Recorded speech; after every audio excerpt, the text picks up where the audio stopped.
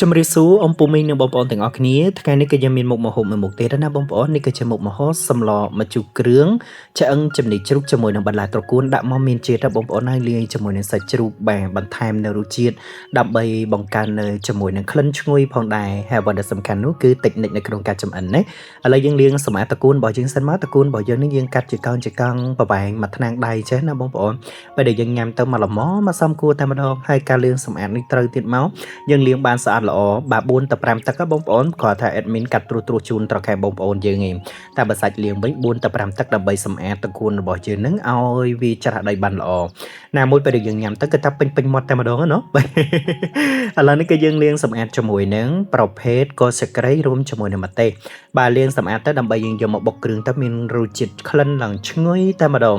បាទមានជាមួយនឹងខ្ទឹមសម្ទេសឆ្អែលដាក់ត្រាំទឹកវាអញ្ចឹងមកដើម្បីយើងយកមកចិញ្ច្រាំដើម្បីយកមកកូរគ្រឿងណាបងប្អូនថ្ងៃនេះយើងមានសាច់ជ្រូករួមជាមួយនឹងឆ្អឹងចំណីជ្រូកយកមកស្លមកជូរគ្រឿងនេះនិយាយពីថាមានជាតិណាស់ហើយការផ្សំគ្រឿងត្រូវទៀតអូរសជាតិវិញខប់សេរីតែម្ដងខាង admin ឲ្យអួយបងប្អូនហើយមកហូបឆ្ងាញ់ចេះចាំកាមិនសាក់លបងធ្វើហើយបើសិនបងប្អូនមានតិចនិចផ្សេងទៀតអីចឹងចង់ចែករំលែកអាចចែករំលែកបាននេះគឺជាចំណុចពិសេសសម្រាប់ខាងខ្ញុំបានផ្ដល់ជូនដល់ខាងបងប្អូនឲ្យដឹងពីតិចនិចនៅក្នុងការចម្អិនមុខម្ហូបមួយមុខនេះណា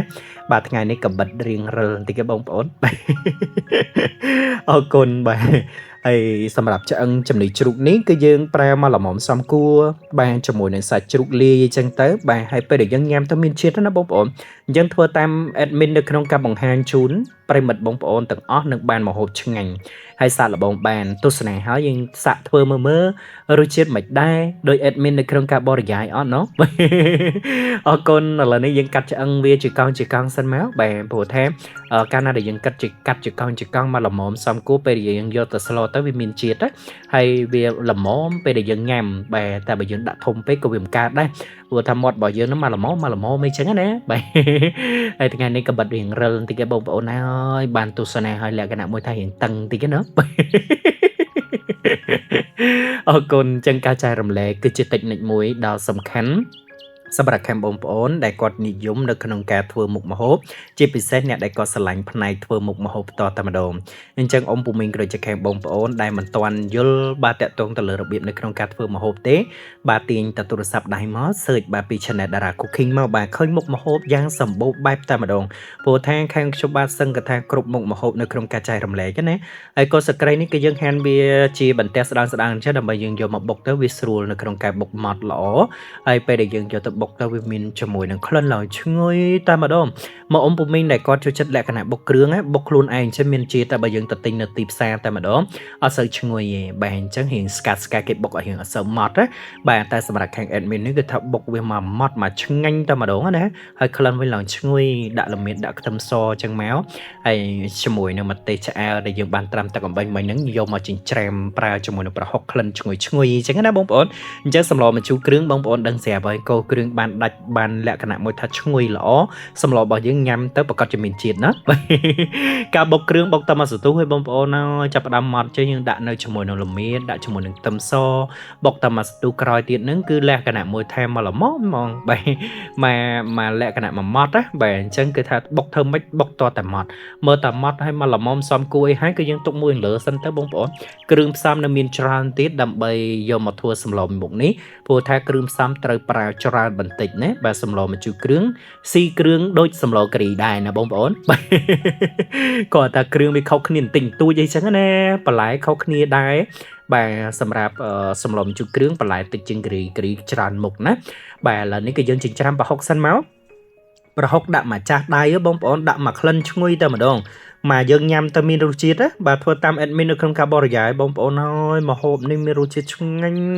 ហើយនិយាយពីថាឈ្ងុយចេញពីប្រហុករបស់យើងនេះហើយម្ទេសវិញនិយាយពីថាអូឡើងក្រហមច្រាតែម្ដងសម្លរបស់យើងនិយាយពីថាក្រហមឡើងខ្ទិះឃើញហើយតំណងបាទបើសិនបងប្អូនយើងដែលគាត់ចូលចិត្តនៅក្នុងការធ្វើមុខម្ហូបមួយមុខនេះអាចសាកល្បងបានតាមតិចនិចដែលខាងខ្ញុំបាទជំរាបជូនហ្នឹងមានរសជាតិតែម្ដងចាំបានរសជាតិឈ្ងុយឆ្ងាញ់កុំភ្លេចសាកល្បង ហើយបើបានឃើញហើយបងប្អូនយើងអាចឆ្នៃណាបើសាច់ជ្រូកក៏បានឆ្អឹងជ្រូកក៏បានឆ្អឹងជំនីក៏បានសាច់គោឬក៏សាច់មាន់នេះហ្នឹងគឺថាតាមចំណង់ចំណូលចិត្តហើយខាង admin ធ្លាប់ផ្ដល់ជូនច្រើនណាស់ណោះ ឥឡូវនេះគឺយើងចាប់ផ្ដើមនៅក្នុងការប្រើប្រេងឆាឬក៏ប្រេងអូលីវដើម្បីយកមកកូរគ្រឿងរបស់យើងសិនមកបាទមានប្រហុកបាទដាក់ប្រហុកអីហើយគឺយើងចាប់ផ្ដើមនៅក្នុងការដាក់គ្រឿងបាទដូចជាម្ទេសអីហើយយើងដាក់គ្រឿងបុកតែម្ដងបាទយើងកូរវាឈ្ងុយសិនណាបានដាក់គ្រឿងបុកបងប្អូនធ្វើតាម admin ណាបងប្អូនអើយនិយាយពីថាកូរគ្រឿងវិញឡងឈ្ងុយហើយឈ្ងុយ16 7ភូមិអ៊ំពូមីងក៏និយាយ admin ប៉ិនប្រសពដែរហ្នឹងគាត់ថាប៉ិនជាមួយនឹងការវោហាសាប់ផងលេងសើចផងបាទលក្ខណៈមួយថាបញ្ចេញសម្លេងសូរស័ព្ទមកធ្វើឲ្យគាត់ចង់ទស្សនាតែម្ដងអញ្ចឹងកាលណាដែលយើងចេះតិចនិចចេះបងប្អូនយើងក៏គាត់ពេញចិត្តតាមរយៈនៃការផ្ដល់ជូនដែរមិនអញ្ចឹងអរគុណឥឡូវនេះយើងចាប់ផ្ដើមនៅក្នុងការដាក់គ្រឿងបានហើយយើងកូរវាច្បល់ឲ្យចូលជាមួយនឹងប្រហុកជាមួយនឹងម្ទេសរបស់យើងសិនមក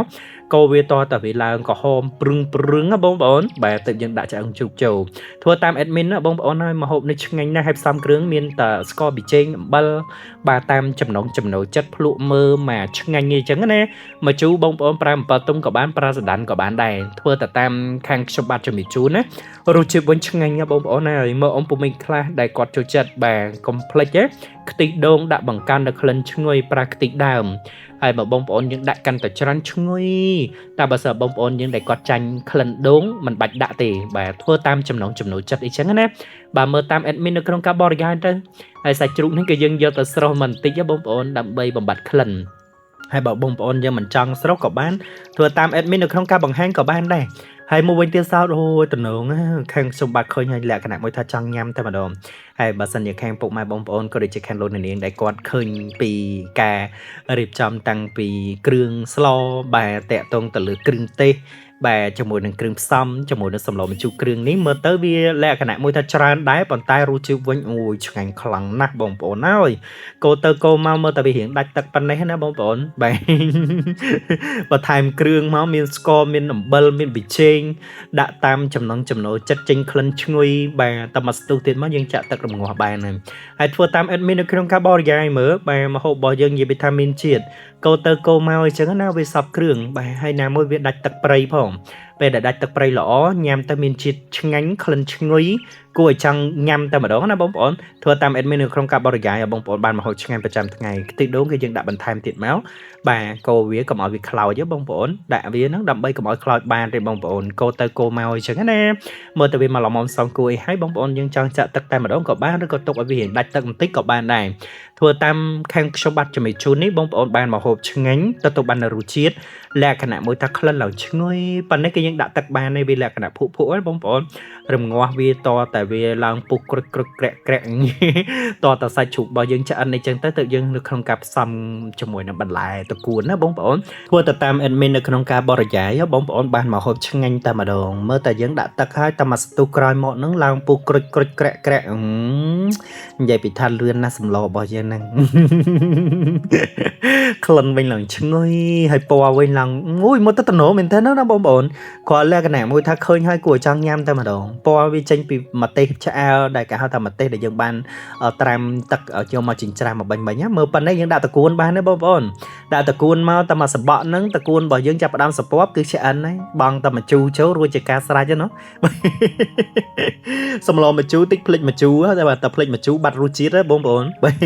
តែអត់ជូរគេមិនហៅសម្លមកជូរទេត្រូវទេបងប្អូនណោះបាទឥឡូវនេះតកួនរបស់យើងដាក់មកនិយាយពីថាអូយតំណងណាបាទកូរទៅកូរមកតកួនរបស់យើងចាប់ផ្ដើមក្នុងការសពប់បន្តិចមកបាទខាងខ្ញុំបាទនេះគឺបង្ហាញសិស្សសឹងតែគេហៅថា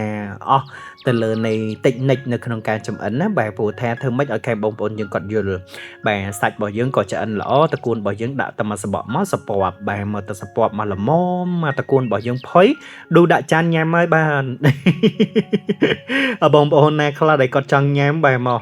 ញ៉ាំជាមួយនឹង admin ណាបាទដាក់មកជូរសណ្ដាន់មកបងប្អូនយើងដាក់ចង់ដាក់នៅ ក្នុងកត្រង់ក៏បានឬក៏ដាក់វាយដាក់ក្នុងសាឡនចេះក៏បានដែរវាចេញជាជូរដូចគ្នាណាបងប្អូនអ្នកខ្លះគាត់គាត់ដាក់កត្រង់ប្រហុកអីចឹងណាដែលដាក់យកកាកចេញអីចឹងទៅបាទព្រោះថាសណ្ដានបងប្អូនយើងចង់បង់ដូចខាងខ្ញុំបាទក៏បានដែរព្រោះថាយើងបង់មើលទៅតាមនៃជាមួយនឹងសម្លរបស់យើងទៅកុំឲ្យវាជូរជ្រិញតែជូរជ្រិញញ៉ាំអត់ឆ្ងាញ់ទេអញ្ចឹងជូរមកល្មមមកឆ្ងាញ់មកដុតនេះអរគុណតែមកសបកទៀតហ្នឹងគឺថាបានញ៉ាំមកបងប្អូនហើយចេញជាតិជូរពីផ្លែសណ្ដាននិយាយពីថាដាក់មកមានជាតិណាបងប្អូនហើយសម្លម្ជូរគ្រឿងនេះបងប្អូនប្រើម្ជូរអំពិលក៏បានម្ជូរសណ្ដានក៏បានប៉ុន្តែខាងខ្ញុំបាត់ឲ្យអ៊ុយទៅលើនៃម្ជូរសណ្ដានណាមានរសជាតិឆ្ងាញ់ណាដូរដាក់ចានអញ្ចឹងមកបាទអ៊ំពូមីងណាខ្លះដែលកំពុងតែហ៊ីវបាទអត់ទាន់ដឹងត្រូវគិតថាបានមកហូបអីណាមកញ៉ាំជាមួយនឹង admin បានដូរបាយម្នាក់ចានមកបងប្អូនឥឡូវក្លិនឈ្ងុយមកហើយនិយាយពីថា admin ដូរបដាណាស្រោតទឹកមកច្រោតតែម្ដងមកហូបឆ្ងាញ់ចេះចាំការទៀតមិនវឺតឲ្យហើយណាអរគុណអញ្ចឹងសម្រាប់ខាងបងប្អូនក៏ដូចជាខាងលោកអ្នកនាងដែលបានទស្សនានៅវីដេអូរបស់ខាងខ្ញុំបាទបើពេញចិត្តសូមកុំភ្លេចណា subscribe រូបកណ្ដឹង admin ម្នាក់មួយផងបើទស្សនាតាម page សូម follow page ម្នាក់មួយផងណាបាទនៅវីដេអូថ្មីទៀតបន្តជាមួយនឹងការចែករំលែកជួបជាមួយនឹងខាងខ្ញុំបាទនៅវីដេអូក្រោយៗទៀតមិនខ្វះវីដេអូនៅក្នុងការ upload ជូនដល់ខាងបងប្អូនអូននិយាយពីថារឿងវីដេអូវិញណាច្រើនបាទហើយតើតងតលើនៃការបញ្ចូលសំឡេងបើសិនជាខុសឆ្គងយ៉ាងណាក៏សូមអធិស្ឋានដែរបងប្អូនហើយបាទព្រោះថាជាការបញ្ចូលភ្លាមអញ្ចឹងណាធ្វើឲ្យខាងបងប្អូនយើងក៏ស្ដាប់ហើយគឺលក្ខណៈមួយថាខ្លះក៏ចង់តាមដានខ្លះក៏ជ្រិញអញ្ចឹងទៅណាអរគុណអត់មានអីច្រើនទេបាទជួបគ្នានៅក្នុងវីដេអូក្រោយខណៈនេះ admin សូមអរគុណសូមជម្រាបលាបាយបាយ